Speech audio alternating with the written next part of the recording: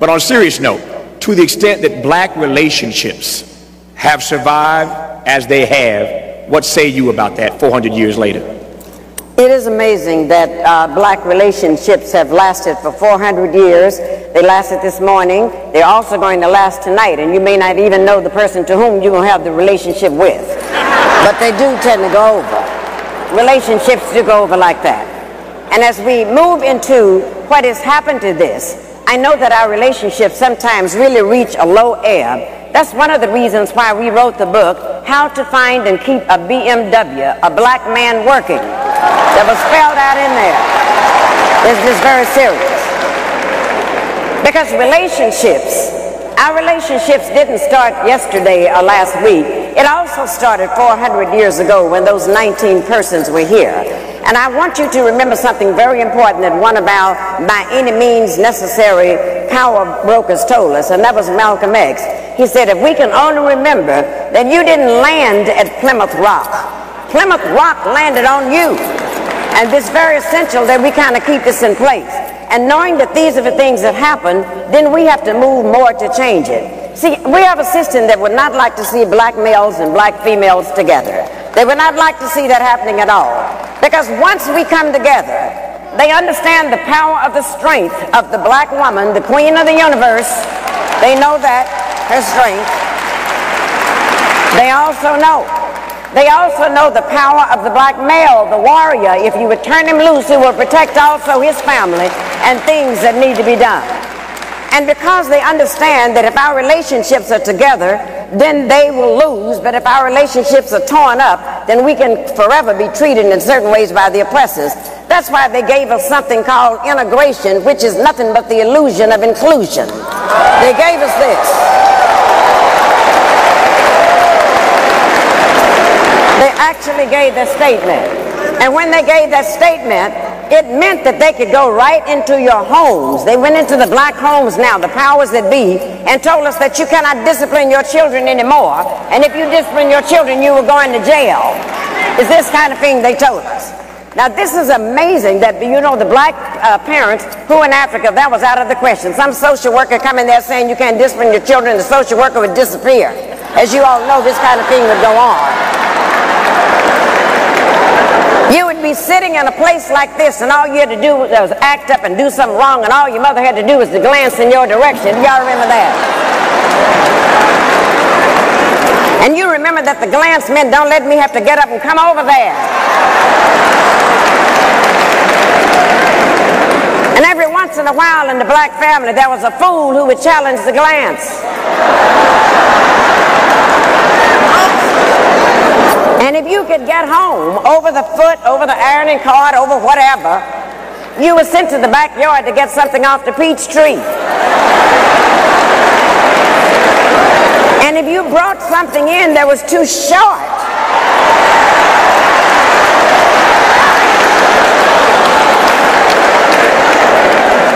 God forbid that you would do something like that. But then it got so terrible in frightening us. This is why we got to take this back.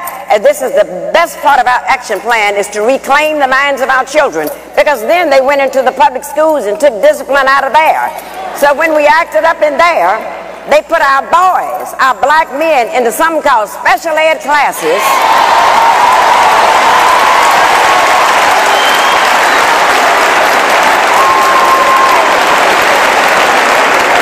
And as you know, those special ed classes are nothing but holding cells until they can go to the state prison.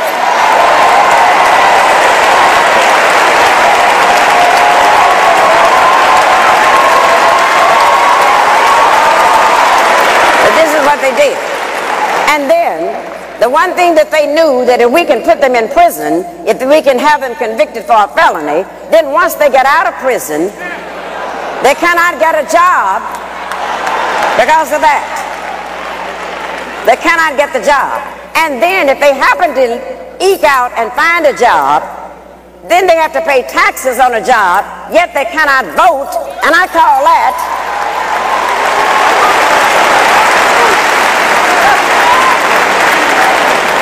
taxation without representation. That's what we're looking at.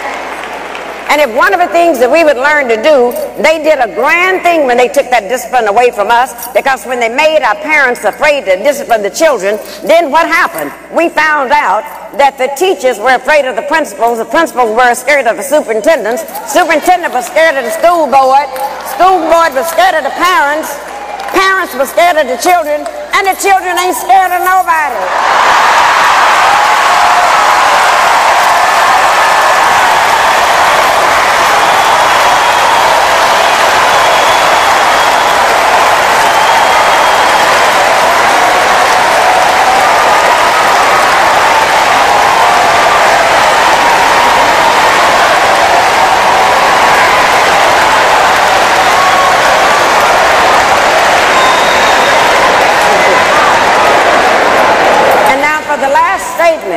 The last statement, the reason why we're so pleased to have the covenant, it makes all of this type foolishness stop. It's going on under Angela Glover in San Francisco. It's all over the country, and they're all saying we finally have a movement where we can take back over the minds of our children. And the first thing we got to take over, the covenant taught us that we do not have to have black leaders anymore. It told us because everyone in this room is empowered to be a black leader. Everyone in this room.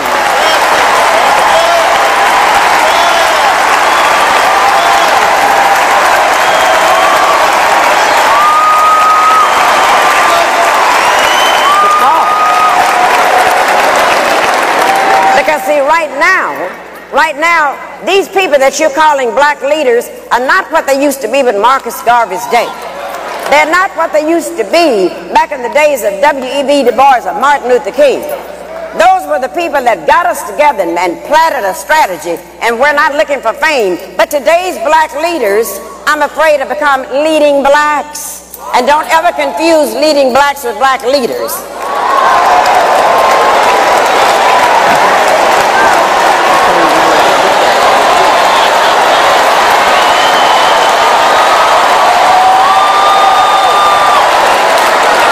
Let me tell you why you don't do that. One of the reasons you don't confuse them, black leaders are chosen by you. They're chosen by the people they're going to lead. They're chosen by us. But let me tell you about the leading blacks.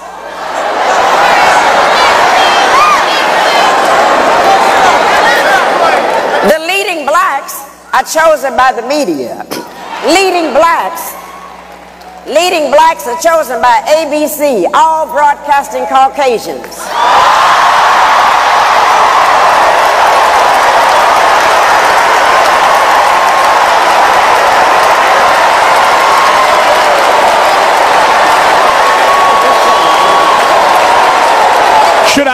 Should I stop her or let her go?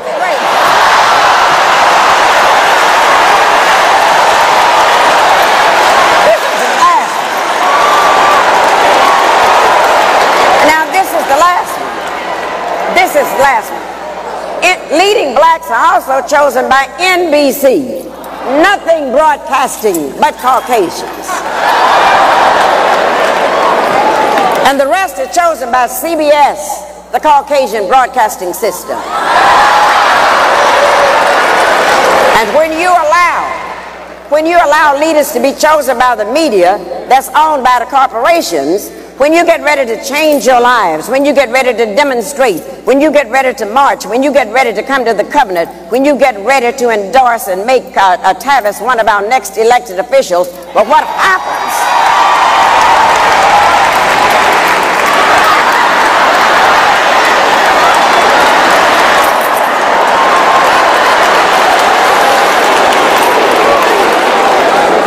Then you must take the time to carefully watch and see what the leading blacks are doing, because that's when the leading blacks sneak into the door to the corporations, and they will tell the corporations, oh, we know how to go and put them down. We know how to get you some real affirmative action Negroes to come in here and work. We know how to do that.